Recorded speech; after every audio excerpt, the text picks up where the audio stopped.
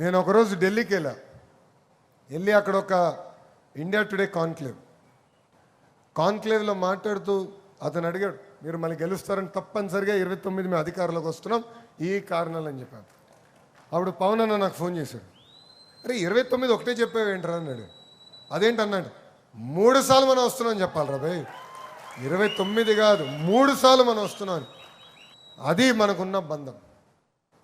ఈరోజు ఆంధ్ర ప్రజలు ఏం కోరినా ఆ కోరికలు తీర్చున్నారు గౌరవ ప్రధానమంత్రి నరేంద్ర మోడీ గారు.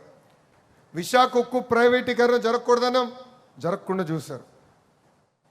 విశాఖపట్నానికి రైల్వే జోన్ తీసుకురావాలన్నాం, ఆయన శాంక్షన్ చేశారు. ఆగిపోయిన అమరావతి పనులన్నిటికీ నిధులు ఇచ్చారు, పనులు ప్రారంభించాం. పోలవరంగా ప్రతి రూపాయి కేంద్ర ప్రభుత్వం ఇస్తుంది. అంతేకాదు, ఎవరిని వచ్చి భారతదేశంలో పెట్టుబడులు పెట్టాలనుకుంటే మంచి రాష్ట్రం ఉంది, ఆంధ్ర రాష్ట్రాన్ని కూడా వెళ్ళి పెట్టుబడులు పెట్టండి అని ఏకంగా ప్రధానమంత్రి గారే ఆయన దారి చూపిస్తున్నారు.